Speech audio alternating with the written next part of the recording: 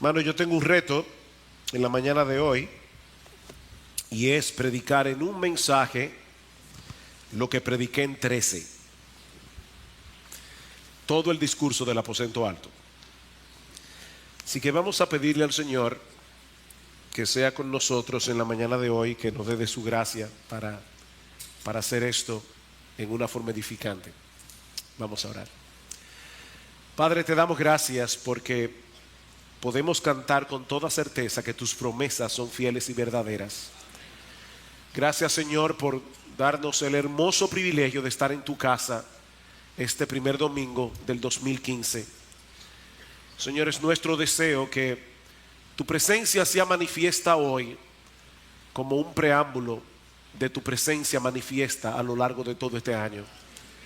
Sé con nosotros, oh Señor, exponiendo tu palabra. Háblanos, necesitamos escuchar tu voz. Ven y bendícenos, porque te lo pedimos en el nombre de Cristo y sobre todas las cosas para la gloria y exaltación de nuestro Señor Jesucristo. Amén. Hace unas semanas atrás nosotros concluimos una serie de exposiciones en el discurso del aposento alto para aquellos que están aquí de visita en esta mañana, los capítulos 13, 14, 15 y 16 del Evangelio de Juan. Y tenían planes hacer un recuento que agrupara los grandes temas de este discurso antes de pasar a exponer la oración del Señor en el capítulo 17. Luego nos dimos cuenta los pastores que en la providencia del Señor ese recuento podía coordinarse para que coincidiera con el primer culto del 2015, lo que nos pareció ideal, ya que el contenido de estos capítulos del Evangelio de Juan son perfectamente apropiados para el inicio de un nuevo año, como espero mostrar en un momento. Como hemos visto ya, este fue el último discurso del Señor dirigido a sus discípulos la noche antes de su arresto y de su crucifixión. De manera que el tema de la separación entre Jesús y los discípulos es como una sombra que se proyecta sobre cada una de las enseñanzas del Señor en esa noche. Los discípulos estaban turbados, los discípulos estaban confundidos ante la perspectiva de separarse de Jesús. De manera que todo lo que el Señor compartió con ellos en esa ocasión gira en torno a esa separación. Y aunque es difícil hacer una división muy marcada de las secciones que componen este discurso, porque los temas a veces se solapan unos a otros, alguien propone que el discurso contiene tres grandes secciones, que son las que usaremos como nuestros encabezados en el día de hoy. Los versículos 31 al 38 del capítulo 13 funcionan como una especie de introducción que nos prepara para lo que vamos a encontrar en el resto del discurso. En el capítulo 14, el Señor consuela el corazón afligido de los discípulos ante la perspectiva de su partida. En el capítulo 15 y hasta la mitad del versículo 4 del capítulo 16, el Señor exhorta a sus discípulos a permanecer aferrados a Él y unidos unos a otros después de su partida. Y a partir de la segunda mitad del versículo 4 del capítulo 16 y hasta el final del discurso, el Señor convence a sus discípulos de las ventajas de su partida. Así que si desean emplear un recurso mnemotécnico para recordar nuestro bosquejo de hoy, pueden usar tres palabras claves: consuelo, unidad y ventajas. Eso es lo que vamos a ver en el día de hoy. Consuelo, unidad y ventajas. Comencemos entonces por el consuelo. Yo estoy seguro que la mayoría de nosotros aquí hemos sufrido alguna vez una separación dolorosa. La primera vez que experimenté ese dolor fue con la muerte de mi madre. Ella tenía 49 años de edad cuando partió a la presencia del Señor. Yo tenía 23. Para aquellos que conocieron a mi mamá, saben que ella era ese tipo de personas que se hacía sentir. Tenía un temperamento extrovertido, muy alegre, y se preocupaba por todo el mundo alrededor de ella. Y cuando conoció al Señor, nunca se avergonzó de hablarles a otros del Evangelio.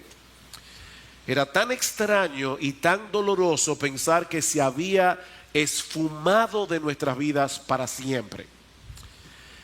Bueno, como decía hace un momento, yo sé que casi todos aquí pueden tener una historia similar a esa. Bueno, hermanos, multipliquen eso por mucho, y podrán tener una idea aproximada de lo que los discípulos estaban experimentando esa noche. Estos hombres estaban literalmente devastados al saber que Jesús se iba. No solo porque tendrían que separarse de la persona más extraordinaria, más sorprendente, más maravillosa que alguna vez ha pisado nuestro planeta, sino también porque toda la esperanza que ellos habían puesto en él como el Mesías prometido en el Antiguo Testamento parecía estarse desmoronando en un instante, como un castillo de naipes. Así que los discípulos necesitaban urgentemente ser consolados, pero no con frases prefabricadas, no con palabras huecas que no tienen fundamento. Van a ver que todo va a estar bien. ¿De verdad? ¿De verdad? ¿Y qué te basas para creer eso? ¿Cómo puedes estar seguro de que mañana las cosas no se pondrán peor? Mis hermanos, a la hora de consolar a una persona que está en aflicción, en una verdadera aflicción, las frases bonitas no funcionan. Son como las malas excusas que solo satisfacen al que las da. No, los discípulos no necesitaban palabras bonitas esa noche. El consuelo de Jesús fue muy diferente y muy inusual. Noten que lo primero que hace el Señor aquí es darles una orden. Increíble, un grupo de hombres que estaban afligidos, y lo primero que hace el Señor es darles una orden. Juan capítulo 14 versículo 1: no se turbe vuestro corazón, creéis en Dios, creed también en mí. Es un imperativo. Ellos estaban turbados, llenos de temor, y ¿qué les dice Jesús? Crean en mí, sigan confiando en mí. Yo sé que hay muchas cosas que ustedes no pueden entender en este momento, pero aún así yo les ordeno que descansen plenamente en mí. ¿Y por qué los discípulos podían confiar en el Señor? Porque Él es un Salvador confiable y veraz. Versículo 2: en la casa de mi Padre muchas moradas hay. Si así no fuera, yo os lo hubiera dicho. Yo soy veraz, yo se los hubiera dicho. Voy pues a preparar lugar para vosotros, y si me fuere y os preparare lugar, vendré otra vez y os tomaré a mí mismo, para que donde yo estoy, vosotros también estéis. Algunos leen este versículo como si Cristo hubiese dicho a sus discípulos esa noche: tengo que ir al cielo para construir unas mansiones espectaculares en las que ustedes morarán eternamente. Y aunque ciertamente el cielo es un lugar espectacular, más allá de lo que nuestra mente puede concebir, eso no es lo que el texto dice. Noten, mis hermanos, que esas moradas de las que Cristo habla aquí ya estaban listas en la casa del Padre. Dice: en la casa de mi Padre muchas moradas hay, no dice que habrá. Cristo no fue al cielo con una compañía constructora a construir mansiones. En la casa de mi Padre muchas moradas hay, pero ninguno de vosotros pudiera habitar allí si no fuera por la obra redentora de Cristo en la cruz del Calvario. Mis hermanos, si Cristo no hubiera muerto en la cruz por nuestros pecados, si Cristo no hubiera resucitado al tercer día, si Cristo no hubiera ascendido a los cielos, ninguno de nosotros hubiera podido estar en la casa del Padre. De manera que esa misma separación que estaba causando tanta tristeza en el corazón de los discípulos era necesaria para que ellos pudieran disfrutar de la comunión que tanto anhelaban. Por otra parte, hermanos, noten que la esperanza del creyente no es tener una mansión en el paraíso. Y yo sé que ya algunos se están imaginando ¿cómo será aquello? ¿Cuántas habitaciones tendrá la mía? Por fin un baño solo para mí. No, hermanos, la esperanza del creyente no es tener una mansión en el paraíso. La esperanza del creyente es estar con Jesús. Es estar con Jesús. Cuando llegue el momento, dice Jesús, Él mismo vendrá del cielo. ¿Saben para qué? Para escoltarnos a la casa del Padre. Él mismo. Y allí estaremos en comunión con Él por los siglos de los siglos. Versículo 3. Y si me fuere y os preparare lugar, vendré otra vez y os tomaré a mí mismo, para que donde yo estoy, vosotros también estéis. Lo único que podía consolar el corazón de los discípulos esa noche era la promesa de que iban a estar con Jesús. Y mis hermanos, nosotros podemos estar absolutamente seguros de que eso será así, porque Jesús es absolutamente veraz y Él lo prometió. Así que, mis hermanos, ninguno de nosotros tiene la menor idea de lo que vamos a experimentar durante el 2015 por la providencia de Dios. Delante de nosotros, como decía aquel famoso anuncio, están abiertas todas las posibilidades, absolutamente todas. Pero no importa lo que pase en el 2015, mis hermanos, Jesús seguirá siendo un Salvador confiable. Un Salvador confiable, un Salvador en el que nosotros podemos y debemos confiar, no importa las circunstancias. No se turbe vuestro corazón. Creéis en Dios, creed también en mí. Seguirlo a Él en este mundo caído tiene sus dificultades, pero no podemos transitar por este mundo turbados, llenos de miedo, confundidos. ¿Saben por qué? Porque Jesús es el camino que nos lleva al Padre. Versículo 4. Y sabéis a dónde voy, y sabéis el camino. Tomás le dijo: Señor, no sabemos a dónde vas. ¿Cómo pues podemos saber el camino? Jesús le dijo: yo soy el camino y la verdad y la vida. Nadie viene al Padre sino por mí. Los discípulos estaban confundidos con este asunto de la partida de Jesús, pero ahora Cristo les dice: sigan confiando en mí, porque yo soy el camino que lleva al Padre, el único camino. Y sabemos que esta declaración no resulta nada potable para la mente pluralista del hombre contemporáneo. La exclusividad del cristianismo es una ofensa para muchas personas. Pero, mis hermanos, Jesús fue todo lo exclusivo que Él pudo haber sido.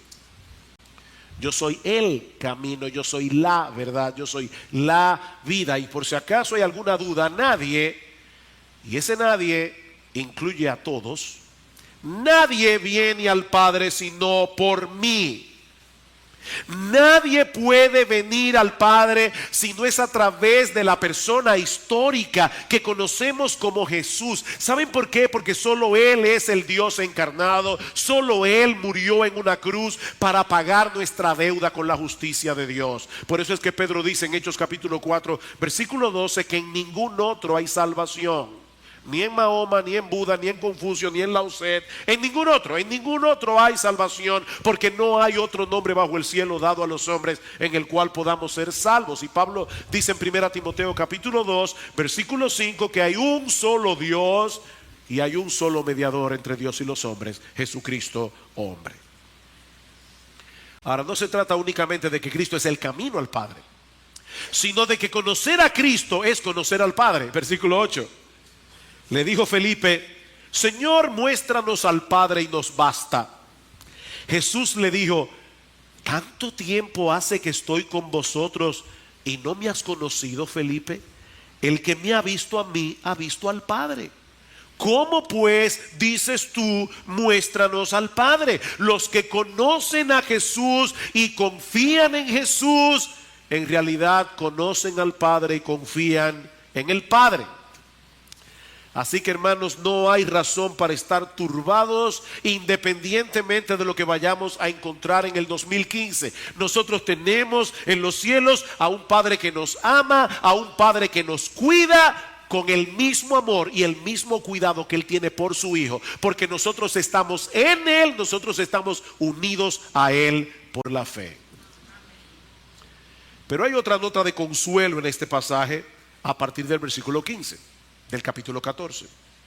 Y es que la partida de Jesús traería como consecuencia, paradójicamente, una mayor intimidad del creyente con Cristo, con el Padre y con el Espíritu.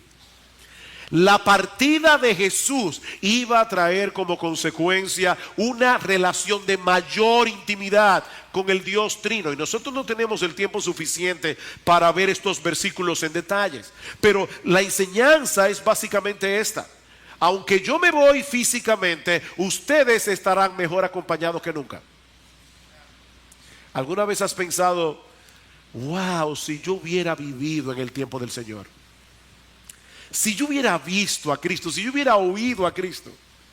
No, mi hermano, según lo que dice ese pasaje, nosotros tenemos ahora con el Señor una relación más cercana que la que disfrutaron los discípulos. ¿Por qué? Dice, porque yo les enviaré al Espíritu Santo para que more permanentemente en vosotros, y por medio de él mi Padre y yo haremos morada con ustedes también. Versículo 16. Y yo rogaré al Padre y os dará otro consolador para que esté con vosotros para siempre. El Espíritu de verdad, al cual el mundo no puede recibir porque no le ve ni le conoce, pero vosotros le conocéis, porque mora con vosotros y estará en vosotros. No os dejaré huérfanos. Vendré a vosotros. No os dejaré huérfanos. Vendré a vosotros, versículo 20. En aquel día vosotros conoceréis que yo estoy en mi Padre, y vosotros en mí y yo en vosotros. El que tiene mis mandamientos y los guarda, ese es el que me ama, y el que me ama será amado por mi Padre, y yo le amaré y me manifestaré a él. Versículo 22. El que me ama, 23. El que me ama mi palabra guardará, y mi Padre le amará, y vendremos a él y haremos morada. Haremos habitación con él. Y es interesante que es la misma palabra que se usa en Juan capítulo 14 versículo 1, cuando dice: en la casa de mi Padre muchas moradas hay. Es como si Cristo estuviera diciendo: yo les estoy preparando un lugar para el cielo, pero mientras tanto voy a traer el cielo a vuestro corazón. Yo voy a hacer morada. Mis hermanos, la enseñanza de estos textos es tan clara como la luz del mediodía. Todo aquel que realmente ama a Jesús lo evidencia guardando sus mandamientos. Y como el Padre ama a los que aman a Jesús y le obedecen, todo aquel que ama a Jesús experimenta una deleitosa y misteriosa comunión con el Dios Trino. Yo no entiendo eso de que el Padre mora en mí. No lo entiendo. Yo no entiendo cómo la Trinidad, que según la Biblia el cielo y el cielo de los cielos no lo pueden contener, habita en mi corazón. Y no trates de entenderlo, porque no vas a poder. No sé si fue Agustín de Hipona el que dice una leyenda que un día se acercó a una playa y un niño le preguntó que si le podía explicar la doctrina de la Trinidad, y él le dijo: bueno, ¿tienes una concha que me puedas prestar? El niño le pasa una concha y dice: ¿puedes tú con esta concha vaciar el océano? Así tampoco puedes entender a Dios. Ahora bien, hermanos, ¿significa eso que los que aman a Jesús obedecen automáticamente todos sus mandamientos? Porque él dice: el que me ama mi palabra guardará. No, por supuesto que no, porque la obediencia del creyente siempre será una lucha por causa del pecado que mora en nosotros. La buena noticia que contiene este pasaje, mis hermanos, es que nosotros no estamos solos en el campo de batalla. Déjame vaticinarte algo, voy a profetizar. Tú vas a tener muchas tentaciones en el 2015. Y algunas van a ser bien fuertes. Tan fuertes que si no fuera por la gracia del Señor, tú vas a apostatar de la fe, y yo también. Pero nuestro Dios estará allí. Nuestro Dios estará allí fortaleciéndonos, sosteniéndonos en medio de esa lucha. Ahora, no olviden que el Señor está tratando de consolar el corazón atribulado de sus discípulos esa noche.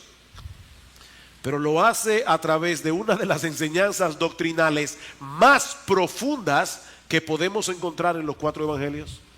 ¿Sabes lo que eso significa? Que la sana teología no solo es importante para defendernos de las herejías. La sana teología es importante para tener una vida emocional estable. A veces cuando las personas están en medio del dolor, en medio de la tristeza, una de las reacciones que tienen: no me venga hablando de teología. Es que tú necesitas teología. Precisamente en este momento. Mis hermanos, cuando estamos atravesando por una situación dolorosa y difícil, necesitamos anclar nuestras almas en nociones correctas acerca de quién es Dios, acerca de lo que Él ha hecho a nuestro favor a través de la persona y la obra de Cristo. Tener una mala teología será un problema adicional en medio de nuestros problemas. Aunque debo aclarar que también ocurre lo mismo cuando tenemos una buena teología pero no la sabemos aplicar. Cuando tenemos una buena teología pero una fe deficiente. Necesitamos una buena teología, necesitamos creer, realmente creer en la teología que profesamos creer. Déjenme ponerles un ejemplo. ¿No es verdad, hermanos, que casi siempre que estamos en aflicción, a la aflicción se le añade un sentimiento de soledad? Casi siempre. Eso ocurre ya sea porque estamos realmente solos, humanamente hablando, o porque sentimos que las personas que están a nuestro alrededor no nos entienden. A la aflicción se le añade un sentimiento de soledad que agrava la aflicción. Ahora, ¿realmente estamos solos en medio de la aflicción? Bueno, si somos creyentes, la verdad es que en última instancia no lo estamos. No lo estamos. Lean otra vez el versículo 18. No os dejaré huérfanos. No es mi intención, dice Jesús, dejarlos huérfanos. Versículo 23. El que me ama mi palabra guardará, y mi Padre le amará, y vendremos a él y haremos morada con él. Cristo quería, mis hermanos, que nosotros supiéramos que el Dios Trino viene a morar en el corazón del creyente para que nunca estemos huérfanos de compañía. Y más aún, Cristo prometió enviar al Espíritu Santo para que los apóstoles pudieran dejar por escrito las enseñanzas de Jesús para beneficio de su iglesia en el futuro. Versículo 26. Mas el Consolador, el Espíritu Santo, a quien el Padre enviará en mi nombre, Él os enseñará todas las cosas y Él os recordará todo lo que yo os he dicho. Ahora noten lo que sigue diciendo el versículo 27. La paz os dejo, mi paz os doy, yo no os la doy como el mundo la da. No se turbe vuestro corazón, ni tenga miedo. El Espíritu Santo viene, el Espíritu Santo inspira a los apóstoles para que ellos escriban el Nuevo Testamento lleno de enseñanzas, lleno de doctrina. ¿Saben para qué? Para que nosotros podamos experimentar la paz de Jesús. Mi paz os dejo. Mi hermano, una de las metas que tú debes trazarte para este año, todos nosotros, es conocer mejor las Escrituras y hacer todo lo que esté a tu alcance. Oye bien, todo lo que esté a tu alcance para adquirir un mejor entendimiento de quién es Dios, un mejor entendimiento de lo que Él ha hecho a nuestro favor a través de la persona y la obra de nuestro Señor Jesucristo, cada cual según la capacidad que Dios le dio.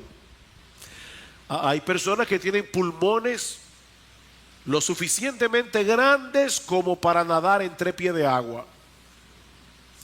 Hay otros que pueden bajar hasta 10 metros. Dios no le va a exigir al de 3 pies que baje 10 metros. Ahora, si tú tienes 10 metros, baja 10 metros, no te conformes con 3 pies. Conoce tu Biblia, mi hermano. Conoce tu Biblia. Haz un plan concreto para conocer tu Biblia. Eso no es una cosa que se encuentra en la agenda del día, no. Eso es algo que se planifica previamente. Conoce tu Biblia, mi hermano, empápate de tu Biblia. Una de las razones por la que Cristo envió su Espíritu Santo en Pentecostés fue para inspirar a los apóstoles para que escribieran el Nuevo Testamento. Si el Espíritu Santo bajó del cielo para hacer eso, entonces lo que dice aquí tiene que ser extremadamente importante. Él bajó del cielo para eso. Pero el Señor no se limitó a consolar el corazón de los discípulos esa noche, sino que a partir del capítulo 15 también los exhortó a permanecer aferrados a Él y unidos unos a otros después de su partida. Y como dije anteriormente, hermanos, no es mi intención volver a repetir todo lo que vimos al estudiar esta sección del discurso. Recuerden que en la mañana de hoy estamos tratando de sintetizar 13 mensajes en uno solo. No 13 mensajes en uno solo. Pero hay 3 palabras claves que aparecen una y otra vez en los primeros 17 versículos de Juan 15 que nos ayudan a entender de qué se trata este pasaje. Permanencia, fruto y amor. Permanencia, fruto y amor. La palabra permanencia aparece 11 veces en estos versículos, en una forma u otra. La palabra fruto aparece 8 veces y 9 veces la palabra amor. Así que hay una evidente relación entre la permanencia, el amor y la fructificación en el creyente. Juan 15:1, yo soy la vid verdadera, mi Padre es el labrador. Todo pámpano que en mí no lleva fruto lo quitará. Todo aquel que lleva fruto lo limpiará para que lleve más fruto. Ya vosotros estáis limpios por la palabra que os he hablado. Permaneced en mí y yo en vosotros. Como el pámpano no puede llevar fruto por sí mismo si no permanece en la vid, así tampoco vosotros si no permanecéis en mí. Yo soy la vid, vosotros los pámpanos o las ramas. El que permanece en mí y yo en él, este lleva mucho fruto, porque separados de mí nada podéis hacer. Una pregunta simple de horticultura: ¿cómo produce uvas la mata de vid? Bueno, porque la savia que fluye del tronco a través de las ramas hace que las ramas fructifiquen. Así que las ramas no tienen la capacidad de producir frutos por sí misma. Es el árbol que produce frutos a través de las ramas. Y ahora Cristo dice, yo soy la vid. El árbol soy yo. Ustedes son las ramas. De tal manera que los verdaderos creyentes producen frutos únicamente porque están unidos a Cristo, como las ramas están unidas a la vid. ¿Qué debemos hacer entonces nosotros los creyentes si queremos tener una vida cada vez más fructífera en el Señor? Permanecer en Él. Permanecer en Él. Como vimos hace unas semanas cuando estudiamos este pasaje, no hay un solo mandamiento en toda esta sección a que demos frutos. O sea, Cristo no fue caminando con ellos porque ya habían salido del aposento alto, según Juan 14:31, y Él no tomó una rama de vid y le dijo a los discípulos, yo me voy, pero ustedes ven cómo esta rama produce uvas, ahora yo quiero que ustedes produzcan frutos para mí. No hay un solo mandamiento en este pasaje a que produzcamos frutos para Cristo. El único mandamiento es a que permanezcamos en Cristo, para que entonces podamos dar frutos. Es la permanencia en Jesús lo que hace posible que los creyentes fructifiquen. Ahora bien, ¿de qué fruto es que el Señor está hablando aquí? ¿Y qué significa en la práctica permanecer en Él? Pero alguien define este fruto como la vida de Jesús en mí siendo vivida y manifestada a través de mí. Ese es el fruto. Él es la savia que fluye del tronco a las ramas. Y esa savia de Jesús produce frutos. Así que ¿cuál es el fruto? Es la vida de Jesús en mí siendo vivida y manifestada a través de mí. Noten en el capítulo 14, versículo 12, una promesa extraordinaria que aparece aquí. De cierto os digo, el que en mí cree, las obras que yo hago, él las hará también, y aún mayores hará, porque yo voy al Padre. Y ahora Cristo dice: y todo lo que pidiereis al Padre en mi nombre. ¿Están leyendo sus Biblias? Todo lo que pidiereis al Padre en mi nombre, ¿quién lo hará? Jesús.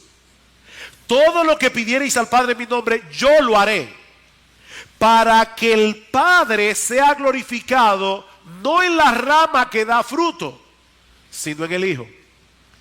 Si algo pidiereis en mi nombre, yo lo haré. Vayan conmigo ahora al versículo 8 del capítulo 15. En esto es glorificado mi Padre, en que llevéis mucho fruto y seáis así mis discípulos. ¿Qué es lo que Cristo está diciendo? El Padre es glorificado cuando toma personas como ustedes, que son simples ramas, y por el hecho de estar unidos a mí producen frutos. Eso hace que el Padre sea glorificado en el Hijo, no en las ramas. Otro autor describe el fruto de una manera más sencilla, como cualquier cosa beneficiosa que Dios produzca en nosotros y a través de nosotros por causa de nuestra unión con Cristo. ¿Cuál es el fruto? Cualquier cosa beneficiosa que el Padre produzca en nosotros y a través de nosotros por causa de nuestra unión con Cristo. Eso incluye el desarrollo del carácter de Cristo en nuestras vidas. Ese es el fruto del Espíritu que aparece en Gálatas capítulo 5 versículo 22. El fruto del Espíritu es amor, gozo, paz, paciencia, benignidad, bondad, mansedumbre, fe, templanza. ¿Qué es eso? Jesús. Jesús, ese es el retrato de Jesús. Pero incluye también cualquier otra cosa que nosotros podamos hacer para el avance del reino de Dios en el mundo y en la iglesia. Cosas que no pueden ser explicadas en términos naturales. Mis hermanos, la única manera en que un creyente puede mantenerse dando esa clase de frutos a lo largo de toda su vida, no importa cuánto tiempo viva, es permaneciendo en Jesús. Aquí hay varias personas mayores en la iglesia, hermanos y hermanas que han llegado a la ancianidad. Hermanos y hermanas, recuerden lo que dice el Salmo 90. Los árboles del Señor darán frutos aún en la vejez. Permanecerán vigorosos y fuertes en la vejez. No físicamente, este cuerpo mortal se va desgastando, pero en la medida que este cuerpo, ¿verdad?, esta carrocería se va poniendo cada vez más endeble, el hombre interior se refuerza y se renueva de día en día. Nosotros levantaremos alas como las águilas y seguiremos dando frutos hasta que el Señor nos llame a su presencia. Pero eso solamente va a ocurrir si permanecemos en Jesús. Por eso, hermanos, es que es tan terrible pensar que los cristianos muchas veces estamos tan ocupados haciendo 1001 cosas para Cristo, excepto la más importante de todas, permanecer en Cristo. Si queremos producir frutos en nuestras vidas, debemos permanecer en Jesús, porque separados de Él nada podemos hacer. Nada. Hermanos, nosotros podemos estar con nuestro calendario lleno de cosas supuestamente para la obra de Dios, que son un montón de nada. Nada. Y yo no estoy hablando de aquellos que pierden el tiempo en el centro comercial, que pierden el tiempo haciendo 1000 cosas. No, yo estoy hablando de aquellos que supuestamente están haciendo cosas para Dios. Y están haciendo un montón de nada, porque separados de Jesús nada podemos hacer. Nada, absolutamente nada. Ahora, ¿qué significa en la práctica permanecer en Jesús? Bueno, en una forma muy sencilla podemos decir que permanecer en Jesús no es otra cosa que mantenernos en una amorosa y deleitosa comunión con Él y en dependencia de Él cada momento, cada día. Eso es permanecer en Jesús. Es mantenernos en una amorosa y deleitosa comunión con Él y en dependencia de Él cada momento, cada día. No es lo que hacemos por unos cuantos minutos en la mañana cuando estamos en nuestro devocional privado. No es lo que hacemos la hora y media que pasamos aquí en la iglesia los domingos. Se trata de mantenernos constantemente en comunión con Jesús y en dependencia de Jesús. Es llegar a creer realmente lo que dice en Juan 15:5. Llegar a creerlo. Separados de mí nada podéis hacer. Y tenemos que orarle al Señor: Señor, ayúdame a creer eso. Separados de mí nada podéis hacer. Ahora noten que el Señor conecta en este pasaje la permanencia en Él con la permanencia en su palabra, con la permanencia en su amor y con la permanencia en obediencia. Y eso nos está ayudando ya a entender de qué se trata esto. ¿Cuál es el punto? Que el que permanece en Cristo, teniendo comunión con Él a través de su palabra y la oración, es porque ama a Cristo. Y todo aquel que ama a Cristo desea agradarlo a través de su obediencia. Así que la permanencia en Jesús es equivalente a permanecer en su palabra, es equivalente a permanecer en su amor, es equivalente a permanecer obedeciendo. Juan capítulo 15, versículo 7. Si permanecéis en mí, mis palabras permanecen en vosotros, pedid todo lo que queréis y os será hecho. Pastor, ¿y eso es verdad? Todo, lo que yo quiera. Sí, digo, eso es lo que dice el texto. Si permanecéis en mí y mis palabras permanecen en vosotros, eso significa que tu mente está tan empapada de la palabra de Cristo que tú estás buscando su voluntad, y como también estás permaneciendo en su amor, estás buscando aquello que es para su gloria. Si tu mente está empapada de la palabra de Dios y en tu corazón tú deseas darle gloria a Cristo y expandir su reino, pide todo lo que tú quieras. Porque tú vas a querer con toda probabilidad lo que Él quiere, y lo que pedimos conforme a su voluntad, Él lo oye y lo responde. Versículo 8: en esto es glorificado mi Padre, en que llevéis mucho fruto y seáis así mis discípulos. Como el Padre me ha amado, así también yo os he amado. Permaneced en mi amor. Si guardareis mis mandamientos, permaneceréis en mi amor, así como yo he guardado los mandamientos de mi Padre y permanezco en su amor. Es permanecer en Cristo, permanecer en su palabra, permanecer en su amor, permanecer obedeciéndole a Él. Yo estoy seguro que todos los creyentes que están aquí desean ser más fructíferos en el 2015 de lo que fueron en el 2014. Y no te voy a pedir que levantes la mano, pero si tú eres un verdadero creyente, yo estoy seguro que es así. Yo desearía con todo mi corazón ser más fructífero en el 2015. Pero si ese es tu caso, hermano, escucha este extraño consejo. Mi extraño consejo para ti en esta mañana es el siguiente: no te preocupes primariamente en dar frutos. Preocúpate primordialmente en cultivar una relación más profunda con el Señor Jesucristo. Ese debe ser tu afán, ese debe ser tu anhelo, y la consecuencia de eso será una vida más fructífera. Preocúpate conscientemente en depender de Él, en mantener una deleitosa comunión con Él cada momento, cada día. Porque la santificación y la fructificación en la vida del creyente es una consecuencia de permanecer en Cristo. Es nuestro amor por Cristo lo que motiva nuestra obediencia, lo que motiva nuestro servicio. ¿Y sabes cuál es el termómetro con el que podemos medir la temperatura de nuestro amor por Él? Nuestro amor por los hermanos. Por eso Cristo sigue diciendo en el versículo 10: si guardareis mis mandamientos, permaneceréis en mi amor, así como yo he guardado los mandamientos de mi Padre y permanezco en su amor. ¿Cuál mandamiento? Versículo 12: este es mi mandamiento, que os améis unos a otros como yo os he amado. Versículo 17: esto os mando, que os améis unos a otros. El que permanece en Cristo, permanece en su palabra, permanece en su amor, permanece en obediencia a sus mandamientos. ¿Y cuál es su mandamiento? Ámense unos a otros. Ámense unos a otros.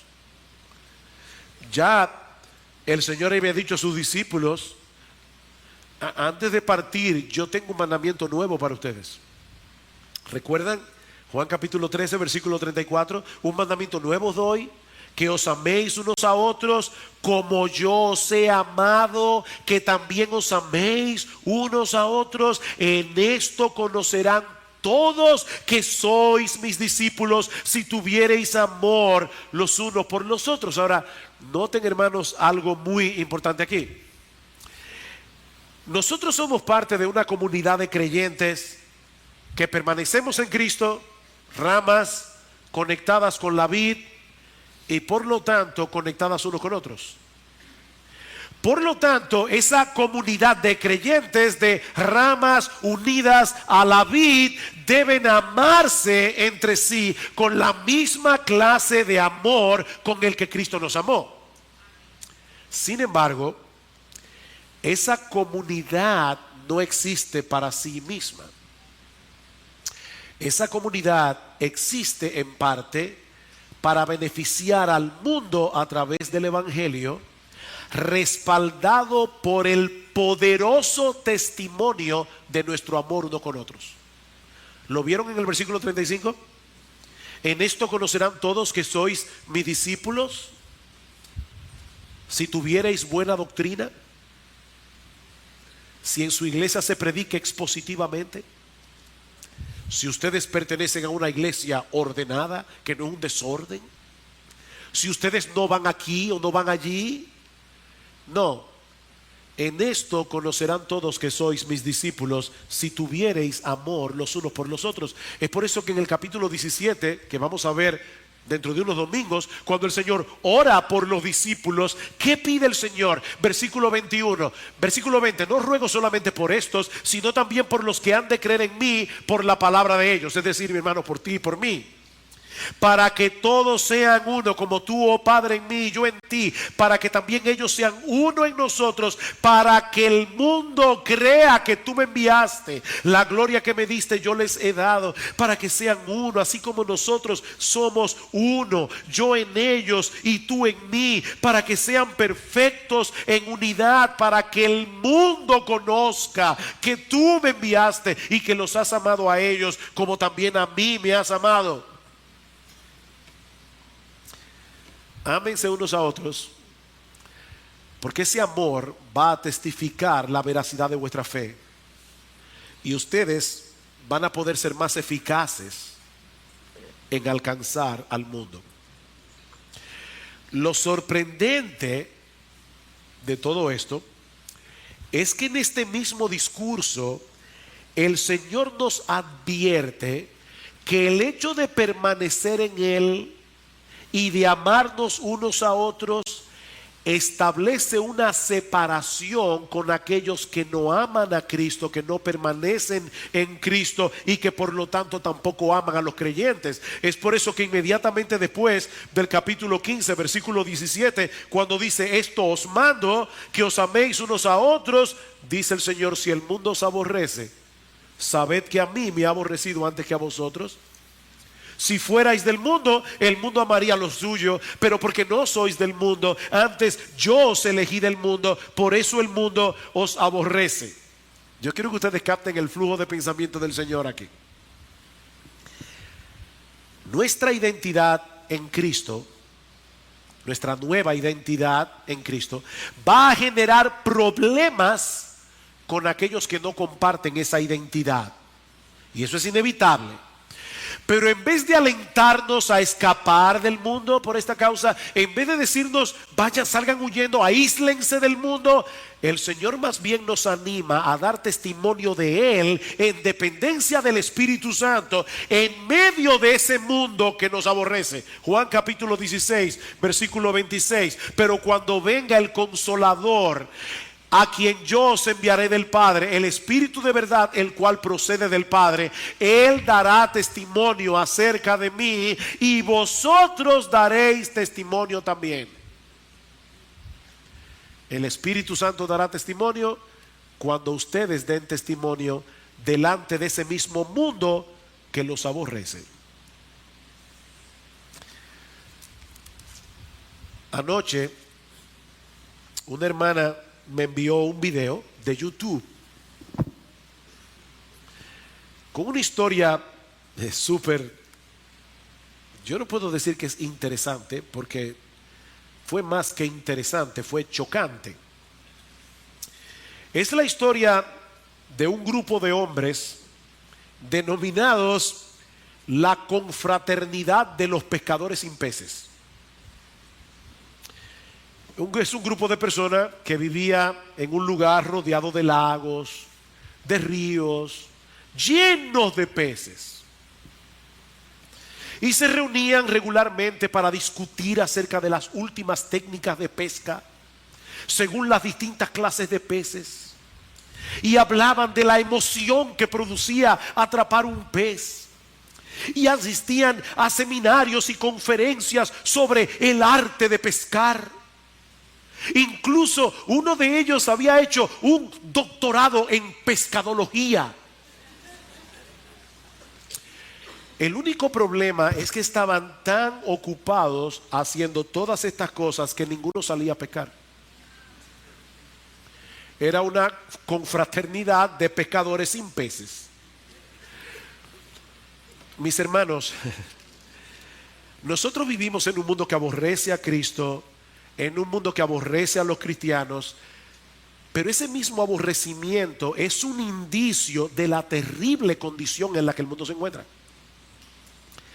Y nosotros fuimos enviados al mundo a proclamarles el único mensaje que puede librarlos de la terrible condición en que se encuentran, el glorioso evangelio de nuestro gran Dios y Salvador Jesucristo, que murió en una cruz por pecadores, para que todo aquel que en él cree no se pierda, mas tenga vida eterna. Los verdaderos discípulos del Señor son aquellos que permanecen en Cristo y consecuentemente producen frutos para Él en su carácter, en la iglesia y en el mundo. Esos discípulos se aman entre sí y, respaldados por el poderoso testimonio de ese amor, salen al mundo a predicar el evangelio en dependencia del Espíritu Santo, para proclamar la buena noticia, la gloriosa noticia, la sorprendente noticia que hay salvación en Cristo para todo aquel que cree. Y ahora yo te pregunto, ¿cuándo fue la última vez que tú le hablaste a alguien acerca de Cristo? ¿Cuándo fue la última vez? Piénsalo. O formamos parte de esa confraternidad de pescadores sin peces, que se pasan la vida hablando de pesca, pero nunca salen a pescar.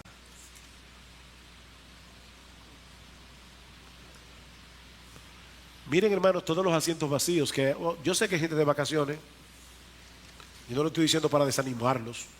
No, aquí hay una buena cantidad de personas que vienen cada domingo y damos gloria al Señor por eso. Pero todavía hay lugar. Todavía hay lugar. Todavía hay lugar aquí. Todavía hay lugar aquí, allá arriba. Y el Señor nos llama a ser pescadores de hombres. salgamos a pescar. He aquí una buena meta para el 2015. Permanecer en Jesús, bien cerca de Jesús, para que podamos producir más frutos que se harán evidentes en nuestro carácter, en nuestro amor y servicio sacrificial a los hermanos en la iglesia y en nuestra preocupación por compartir el evangelio con los que todavía no tienen el enorme privilegio de conocer a Jesús. Pero hay un elemento más en este discurso y yo sé cómo andamos de tiempo, así que lo voy a ver más brevemente. Y es que Cristo convence a los discípulos de las ventajas de su partida. Las ventajas de su partida. Mis hermanos, si algo nos enseña el capítulo 16 del Evangelio de Juan, es que los pensamientos de Dios son más altos que nuestros pensamientos. Es por eso que tratar de interpretar la providencia divina, sobre todo cuando estamos en medio de la aflicción, muchas veces nos lleva a extraviarnos y a hacernos daño a nosotros mismos. ¿Por qué sucede lo que sucede? ¿Por qué sucede de la forma como sucede? No lo sabemos, pero la Biblia enseña claramente, hermanos, que todas las cosas obran para el bien de aquellos que aman a Dios. ¿Escuchaste bien ese texto? Ahí no dice que todas las cosas se sienten bien para aquellos que aman a Dios. No, algunas no se sienten nada bien. Es que obran para bien. Obran para bien.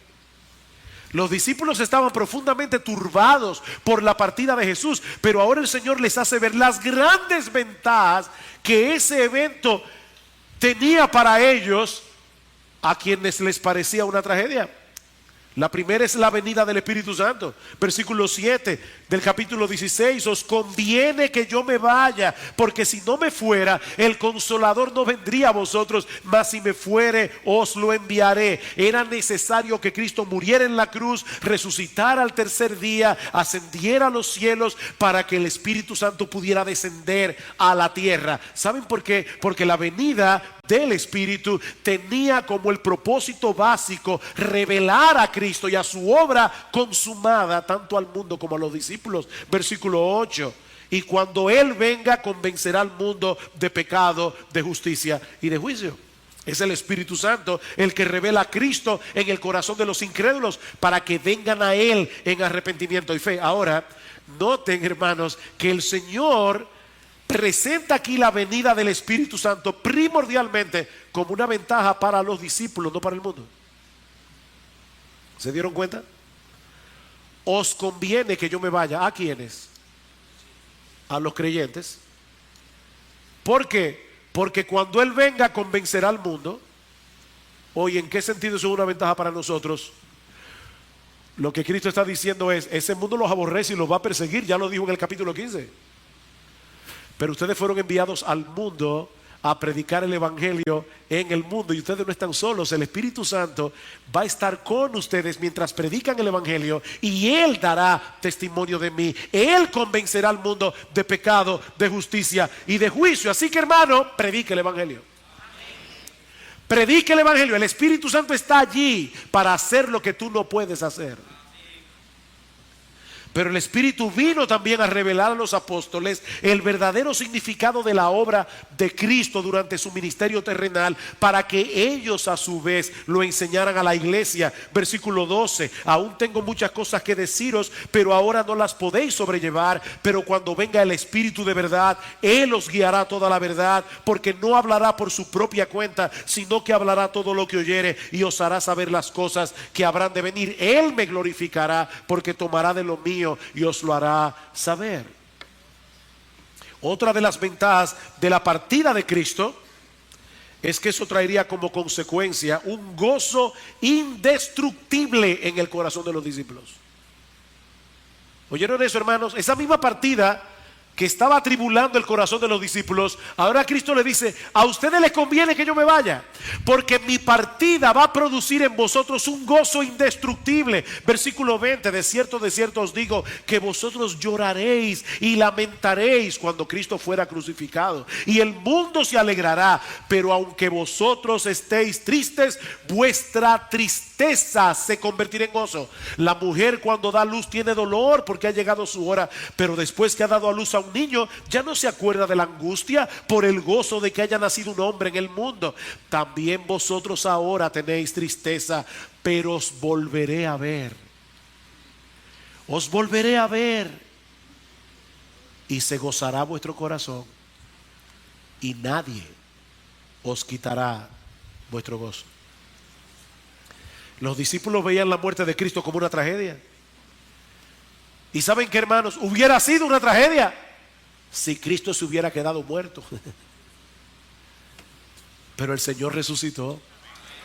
Y eso hace toda la diferencia del mundo. Si nosotros vamos a experimentar aflicción mientras estemos en este mundo caído, como dice el Señor más adelante en el versículo 33, pero el creyente sabe que Él descansa en un Salvador victorioso que venció la muerte y que nada ni nadie, mis hermanos, podrá separarnos de Él. Si no sabemos lo que sucederá con cada uno de nosotros en el 2015, pero una cosa sí sabemos: nada ni nadie podrá separarnos de Jesús, y por lo tanto nada ni nadie podrá quitarnos el gozo de nuestra relación con Él. Y finalmente encontramos aquí la ventaja del libre acceso al Padre en oración. Versículo 25 en adelante, un privilegio que ahora disfrutamos los creyentes precisamente por causa de la muerte, resurrección y ascensión del Señor Jesucristo. Versículo 26, en aquel día cuando yo muera y resucite y suba al cielo, en aquel día pediréis en mi nombre. Y no os digo que yo rogaré al Padre por vosotros, pues el Padre mismo os ama, porque vosotros me habéis amado y habéis creído que yo salí de Dios. Ustedes van a tener un libre acceso al trono de la gracia. Ustedes van a poder acercarse directamente al Padre. Esa separación que los judíos tenían en el santuario, que no podían entrar en el lugar santísimo, solamente el sumo sacerdote una vez al año, se acabó, hermanos. El velo fue roto de arriba a abajo, y ahora tú y yo podemos entrar en el lugar santísimo, en la presencia misma de Dios cada vez que queramos. Y el autor de la carta a los Hebreos, a la luz de esa realidad, nos dice en Hebreos capítulo 10 versículo 19: acerquémonos confiadamente al trono de la gracia. Acerquémonos, tenemos un privilegio. Esa es una de las ventajas de que Cristo se fue. Y el discurso concluye con estas extraordinarias palabras: estas cosas os he hablado. Todo lo que yo he dicho en resumen esta mañana, estas cosas os he hablado para que en mí tengáis paz. En el mundo tendréis aflicción, pero confiad, yo he vencido al mundo.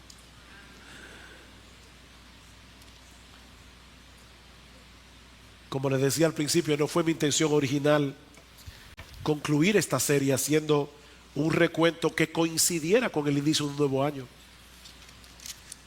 Pero yo me gozo en que la providencia de Dios lo haya orquestado así. Porque, hermanos, este es un pasaje excelente para meditar en este primer culto del 2015. Mis hermanos, este discurso nos llama a vivir conforme a nuestra identidad como discípulos de Cristo. Discípulos de Cristo, confiando en Él en medio de la adversidad.